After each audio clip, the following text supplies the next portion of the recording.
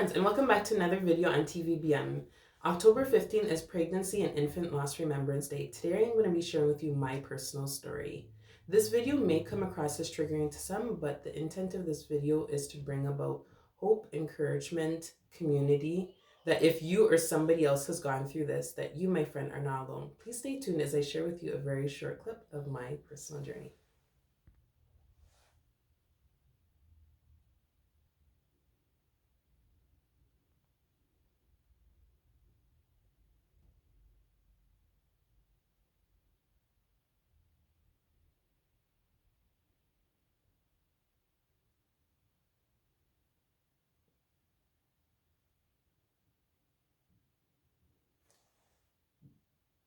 If you stay tuned this far, thanks so much for watching.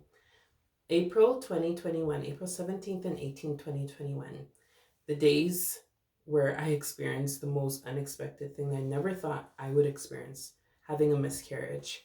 I remember not finding out till later on that I was pregnant because that year we decided that we were going to move back to my home city. So finally, one of the times I decided, you know what, just for the sake of knowing and because we're moving, let's just take a pregnancy test and just be sure. So I did, and of course it came back positive.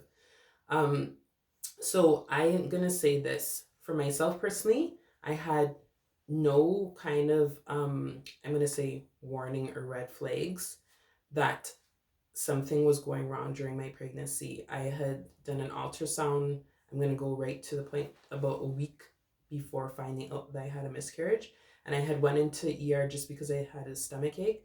They checked baby and they said, hey, like everything's okay, baby still has a heartbeat, everything is good.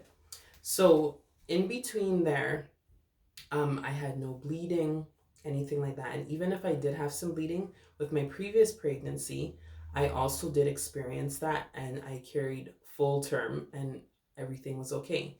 So let's jump into it. So the day that I had my miscarriage, I noticed that I came in from being outside and I noticed that I started bleeding. And I thought to myself, I'm not going to panic because, again, I had this in my previous pregnancy. So maybe this is just the same experience that I'm having again. So I did not panic. I was very positive. I was very hopeful. Even I was kind of delaying going to the hospital for a bit because I had just been in ER a week before and everything was okay. Anyways, however, going to the hospital, finally getting my lab test done, doing an ultrasound, and waiting for several hours to see the doctor, and knowing that they had my test results, I kept getting I felt pushback because I kept asking them, hey, guess what? When is the doctor going to come see me? I'd hear the doctor make his rounds, time was going, and he talked to other people beside me, and they just kept telling me, oh, like he's coming, he's coming. And I was still being hopeful, but there was one moment when I was doing my ultrasound and the lady stepped out for a little bit and she left the screen up, and there was several different angles of where they were looking. And I could see my sac, some parts of it, some angles it was empty, some parts I could clearly see that there was a baby there. And I just felt, take a picture in that moment. And the one thing that I remember is having done several ultrasounds with my previous pregnancy, I just remember just seemed like the machine just kept like beeping or like an alarm going off. And I was like trying to ask if everything was okay. Wasn't given any answers. Anyways, thankfully I did take those pictures because several hours after that, I would find out that I had a miscarriage. This was during COVID. So you can just imagine having a miscarriage during COVID where you're not allowed to have big groupies of people in the room as a support system. Maybe if they're being discretion enough, maybe one person. Anyways, my husband was outside in the vehicle and I was just keeping him up to date as time progressed and as things went on. And it was about after 1 in the morning. I remember the doctor coming in, and I'm just going to read it so I have it word for word. Is he told me that there's no fetal heartbeat and that the baby had passed 2 weeks prior, as the baby was only measuring 8 gestational weeks, and I would be exactly 10 weeks in a few days that day that I found out I had a miscarriage. And I automatically begin to think, why? Why didn't my body show me anything before? Why didn't I have any red flags, quote unquote, before? Was the stomach ache, was that something? Well, maybe not, because obviously they said that they checked, baby was good. Why did my body wait for 2 weeks before I actually started bleeding? And then there was just like the why is this happening to me? The emotional side of it. Then even like I said, being going through COVID and being like, okay, so you're sitting in this hospital room, you're by yourself. Yes, my husband was outside, but it was just like all of the feelings trying to process that. And so I decided that I would go and have a DNC done, and that I was very blessed to be able to do that because surgeries are being delayed, so it could have been canceled. Thankfully, I was able to follow through. And I remember the doctor that I had, I felt like she was just an angel in disguise. Just before I fell asleep, she was just like, hold my hand and it's gonna be okay. And after waking up and eventually going home, surgery went well. um it was just like, okay, what do I do now? How do I tell people? Because I hadn't told people, because it was early on. And I had only told my family because we were moving back to my home city, so I'm like, in case anything happens, like, they know. And one other close friend of ours, I believe, and that was it. So I remember starting to tell people, and this is the part I want to get to. And I got things like, oh, you're young, you can try again, or try again like right away because it'd be easier to get pregnant. Oh, don't look at your pictures because then you're gonna feel some type of way. God knows why it happened. You don't know if the baby would come with some kind of sickness or disability or something. And all of those things are very accurate. But when you're grieving and you're going through this and you're trying to figure out why, and you feel like you've tried to be careful and do everything right, and the doctors don't even know why, and you hear this, it's just like, I don't need to hear that at the moment. I just need support, I just need encouragement. However, I'm gonna know I did have support and encouragement with a few people after I began to share. I had one family member, if you're watching, you're amazing.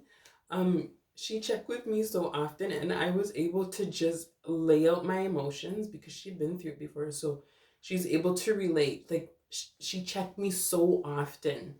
I also had another friend that I consider like a cousin because she's known me for years. And if you're watching, again, you're amazing. She had a video, or sorry, a voice note where she prayed over my husband and I still have that voice note to this day. And those are the positive sides of it. Now, one of the hardest challenges was telling my 3-year-old son, because we had to tell him, because we play really rough. I play really rough, and I had to tell him like, hey, okay, like, mommy has a baby in her belly. That kid was the best secret keeper. He kept it.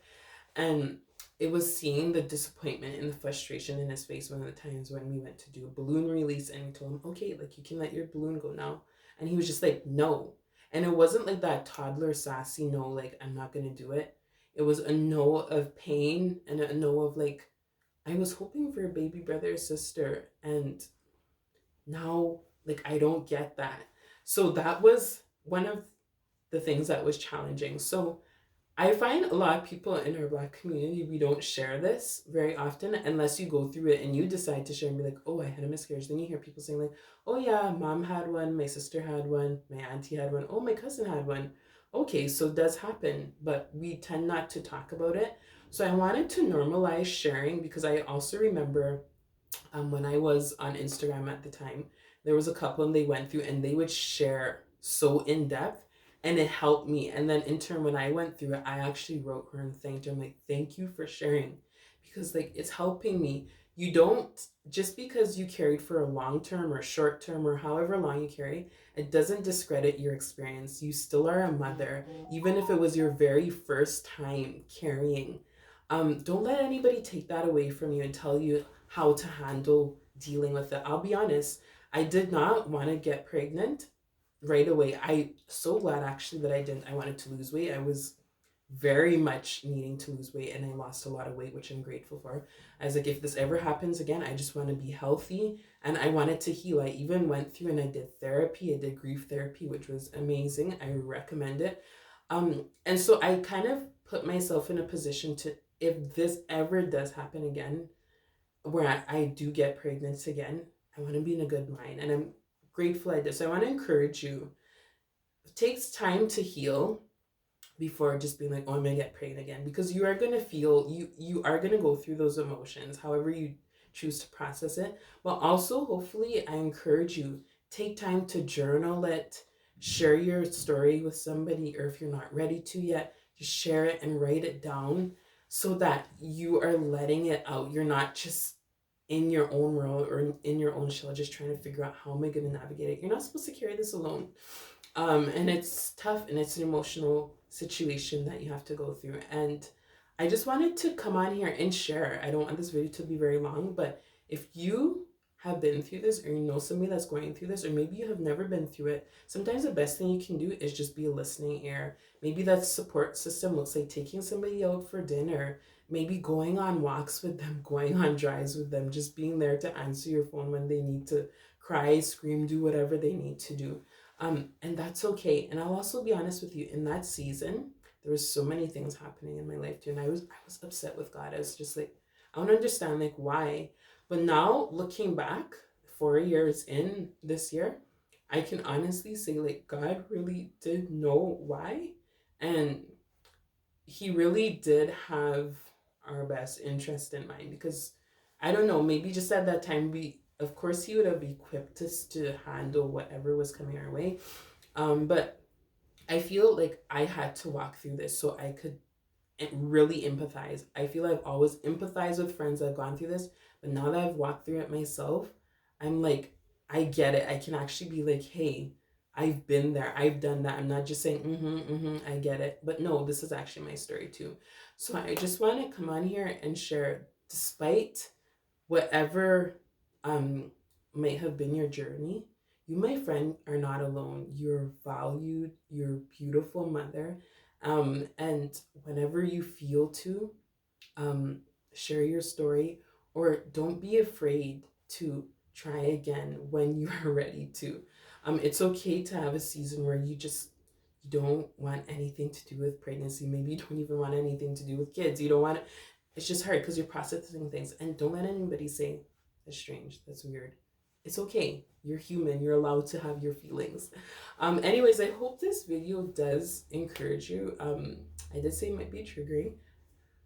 Trying to keep my emotions together, but I hope this video does encourage you and bring you hope that even in the moment, if you don't see it or feel it, maybe one day you'll be able to look back and be like, hey, you know what?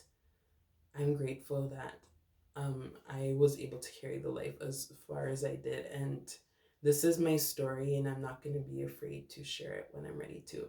Anyways, please don't forget to, you know how it goes here, like, subscribe, and share. I feel like I'm missing something. Anyways, guys, please don't forget to like, subscribe, and share. Until next time, thank you.